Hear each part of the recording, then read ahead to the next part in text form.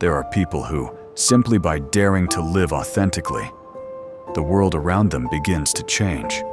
Not because they are perfect, not because they are more talented, but because they bravely step out of their roles and become the rawest, most genuine, most radiant version of themselves. That's when passion is no longer a personal dream, but a fire that warms others. That's when purpose doesn't need to be forced, but naturally reveals itself through the smallest moments. And in the 6 stories you're about to hear, you'll see clearly. The moment we return to our true selves, life starts to rearrange itself to support us, and the world begins to be reborn. Story 1. Mahatma Gandhi. When one man lived differently, an empire fell to its knees. In 1893, on a train in South Africa, a small Indian lawyer was thrown out of the first-class compartment because he was colored. No one spoke up. No one defended him.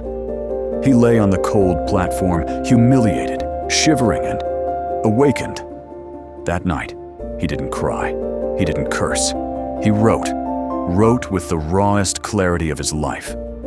They can steal my title, my place, but not the truth I believe in. I can no longer live as a man who bows his head. That night, Mahatma Gandhi was born, not with slogans, but with a quiet decision. Live truthfully, without hatred, without compromise. From that day on, every step he took had purpose. Every word, balanced with silence, every act, rooted in non-violence. He chose to fast, to discipline himself, to wear homespun cloth, to live like the poor he defended, to walk weaponless, to prove truth doesn't need violence to triumph. He killed no one, burned nothing. He simply lived so truthfully that an empire trembled. The colonial regime couldn't break him because he bore no hate. People followed him, not because he shouted, but because he embodied truth. Purpose. Lesson. Purpose isn't always something you choose. Sometimes it chooses you, through a wound, a humiliation, a cold train station. But you can choose how to respond, collapse or rise, revenge or awakening. Gandhi chose to make the world pause, not through rebellion, but by returning to himself. And from that, a nation was reborn. And the world began to believe. Kindness can conquer. Truth doesn't need guns. And one soul, living truthfully, can change the planet. Story 2. The girl who left medicine to heal with music. She was once a doctor, top of her class, her family's pride. She wore the white coat, treated patients, prescribed drugs like everyone else. But every night she felt empty. She didn't hate her patients, nor the profession. But deep inside she knew she was living someone else's life. One night on shift, she passed the pediatric ward. A little girl with cancer was crying, in pain, in fear, missing her mother. The doctor didn't know what to do. So she sat quietly and sang a lullaby her own mother once sang to her. The girl stopped crying, looked up, and drifted to sleep. That moment, she wept. For the first time in years, she felt she had truly helped, not with knowledge, but with her heart. She realized she wasn't born to treat symptoms. She was born to touch souls. And music was the bridge. She quit. No one understood. Her family was furious. Colleagues mocked her. She started from zero, teaching music to special needs kids, singing at nursing homes and rehab centers. Money was scarce, but joy overflowed. An old man who hadn't spoken in 2 years cried when she sang his late wife's favorite song. An autistic child hummed his first clear sound. A depressed woman said, "You didn't just sing, you reached me."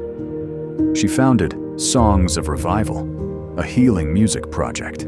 She was invited to hospitals and shelters, not to perform, but to awaken hearts long closed.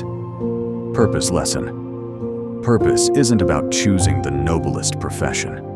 It's about daring to live the deepest truth that stirs your soul. She didn't betray medicine. She chose a different way to heal, not with stethoscopes or prescriptions, but with a warm heart and an honest song. By stepping out of expectations to live her truth, she didn't just find herself, she reawakened the world around her. 3. The husband who saved his marriage and career by stopping the need to prove he was a successful businessman. Big house, sleek car, packed schedule, early meetings, late nights, always working while his wife and daughter slept. They lived in comfort. But inside, he felt a void. One night, his daughter gave him a drawing. It showed the family at the park, but the father was just a shadow. No face, no name, just distant. He froze. He thought he was working for the family, but really, he was using work to avoid them. His daughter said one simple thing: "I just want you home, even if you don't do anything." In that moment, he awakened. He didn't quit his job, but he changed how he lived. Morning emails became breakfast time with family. One evening a week, no meetings, no phone, just presence. Monthly, mindful meals. No screens, no criticism. Just eating, laughing, listening. His home began to glow again. His daughter slept better. His wife smiled more. And he no longer felt like a guest in his own house. Strangely, when he stopped rushing, work improved. He became a trusted leader because he listened. His company launched Mindful Leadership based on what he lived. He didn't abandon his old life. He resurrected it with a new heart. Purpose lesson. Purpose doesn't require a remote mountain or a dramatic career shift. It can begin at the dinner table, in the gaze of a loved one we've overlooked.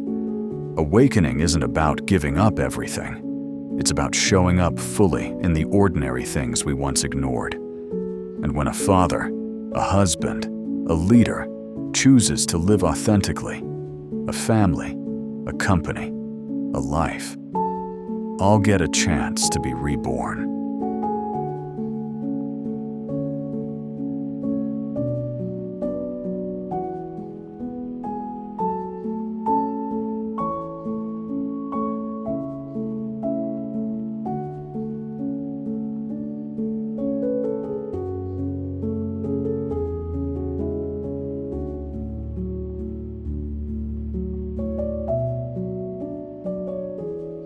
Story. 4. The mother who wrote for herself and healed thousands of hearts. She used to be a wife, a mother, living in silence. After a broken marriage, she became a single mom, raising her child with empty hands and a fractured heart. By day, she worked small jobs. By night, she stayed up worrying about her sick child, the bills, and a loneliness no one understood. No one knew that after every exhausting day, she would write. Not for a book, just to keep from falling apart. One day, her daughter asked, "Mom, why do you keep staring out the window without saying anything?" She hugged her child and burst into tears. It was the first time in years someone cared enough to ask about her inner world. That very night, she reopened all the notes she'd written during her long, sleepless nights. And she realized she'd been rewriting herself. She selected a few short passages and anonymously posted them on a blog. No expectations, no ambition for fame. Just a quiet hope that someone out there who felt broken would know they're not alone. Unexpectedly, within 1 week, hundreds of comments poured in. "I see myself in every word. I haven't cried in years, until now. Thank you for putting into words what I've never been able to say." Her blog caught attention. A publisher reached out. Her first book, Mom, "It's okay to not be strong anymore" became a viral phenomenon because every line trembled with raw, vulnerable truth. No flowery language, no lectures, just a woman who dared to be real, who dared to name her wounds, who chose to embrace her darkness instead of running from it. She later founded a community called Writing to Survive, where thousands of women, from single mothers to silent wives, came together to write, share, and slowly melt away the frost around their souls. Purpose lesson. Purpose doesn't always start with a grand vision to change the world. Sometimes, it starts with one quiet question. How do I survive today without breaking? And if you're honest enough, still enough, and brave enough to write, not to teach, but simply to breathe, then every word you release might find its way to someone drowning in silence and call them back to life. She didn't write to become famous. She wrote to stay alive, and that very act began healing the world around her. Story: the abused boy and his journey to loving himself again. He grew up in a house with no laughter, only shouting, whipping, and his father's steel-cold eyes. His mother stayed silent, and he learned to be good, to never cause trouble. As he got older, he became the nice guy, never angry, never complaining, never a burden. But inside, he was hollow, directionless. He didn't know who he truly was. Until one day, his girlfriend left him. Not for someone else, but because, in her words, "You're too good, too smooth. But I don't feel like there's a real person inside." That night, he stared into the mirror, and for the first time, he whispered, "I lost myself long ago. I've lived the way others wanted. For so long, I don't know what I want anymore." In that moment, he woke up. He didn't go find himself in faraway places. He stayed. He started writing in a journal, not to explain, but to listen. He learned to say no, trembling but firm. He looked into the mirror and didn't turn away. He held the wounded child within, instead of blaming him for not being strong enough. He documented this journey on his blog, honestly sharing about life after childhood abuse. At first, a few people read it, but slowly, a community found him. They too had lived well, without living true. They too had never shown anger, yet hurt themselves nightly. He created a group called Love Myself Again, where men could cry without shame, and women could stop being strong just to be loved. From someone who once feared his own emotions, he became a gentle guide, holding others' hands as they entered the darkness within and found light again. Purpose lesson: some people aren't born to stand out. They're born to help others feel seen. If you've ever been hurt, it doesn't mean you're broken. It means you have deeper eyes to recognize pain in others.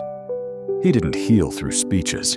He healed by simply being there, gently, honestly, as someone who had hit rock bottom and no longer turned away from himself. It wasn't a glamorous journey, but it was a true one, and only truth has the power to awaken others. He didn't become someone, he simply stopped hiding.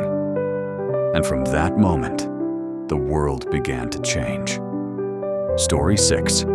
The girl who painted her pain and turned a street corner into a garden of souls. She was a skilled marketing professional, but slowly fading each day. Behind the perfect plans and successful campaigns was a girl who came home every night and sat staring at a blank wall. One rainy afternoon, she stopped under a roof for shelter. There, a young boy was doodling on a wall with charcoal. She asked, "What are you drawing?" He replied, "A place where I feel happy, because it doesn't exist in real life." That answer pierced her heart. She looked at her own blank wall and realized her life felt just as empty. That night, she picked up brushes and colors again She painted on the first corner of her room, not to impress, but because she could no longer live as an invisible soul. And from that moment, a world began to bloom. She painted every day, small pieces, reflecting emotions, memories, and forgotten dreams. She shared them online under the name Walls That Breathe. Surprisingly, messages flooded in. I wish I could live inside your painting. You made me pick up a brush again after 20 years. Could you paint something for a free school for disabled kids?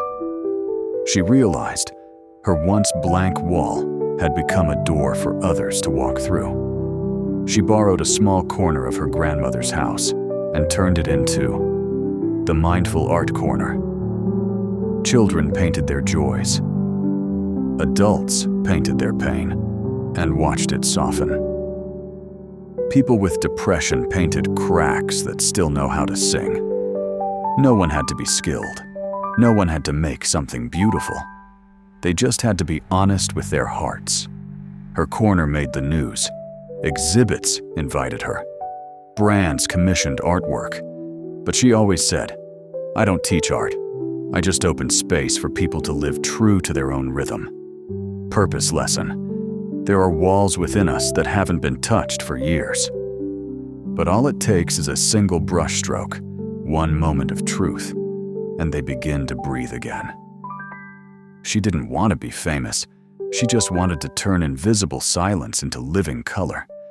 And as people gathered around her space to heal, connect, and be reborn, she realized, when one person lives truthfully, the world around them also starts to live differently. She's not just a painter. She's a gardener of breathing murals on souls once thought long dead. Story 7. Mother Teresa, when compassion turned slums into temples of humanity. As a young woman, Mother Teresa was a quiet nun in a secluded convent in India. Her days were filled with peace, prayer, and silence. Until one day, she walked past an alleyway and saw a dying man, flies swarming his eyes, lying in filth. People passed by. She stopped, kneeled down, wiped his wounds. With his last breath, the man whispered, "Thank you. I didn't think anyone would ever touch me again." She returned to the convent, but couldn't sleep for 3 nights. In that silence, she heard the deepest calling of her life. How can I stay in prayer when people are dying alone just outside? From that moment, a mission was born. She left the convent. No money, no home, no backing. Only one intention. I want to be a drop of clean water falling into the mud. Because maybe, just maybe, it'll bloom a lotus. She went to the slums of Calcutta, carrying the sick, cleansing the lepers, whispering into the ears of the dying, "You are not alone. Someone is with you now." She built the homes for the dying, where the poorest were allowed to die like human beings, with dignity, clean clothes, and a hand to hold. Then others joined her, young people, nurses, doctors, donors. None were paid, but all said, "Doing this feels like living for the first time." The world noticed. Media came. Politicians visited. Mother Teresa simply said, "I don't do great things. I do small things with great love." Purpose lesson. Purpose is not always something grand you have to go find. Often, it's right in front of you, in the eyes of the suffering, in the cries of the abandoned, in the last breaths of the forgotten. Mother Teresa didn't choose to be a saint. She simply chose not to turn away. And that was enough to make the whole world bow. You don't need much to begin living extraordinarily. You only need to not be indifferent. Each person in the 6 stories above did not begin with a grand vision. They simply began with a moment of awakening, when their heart said, "I can't keep pretending anymore."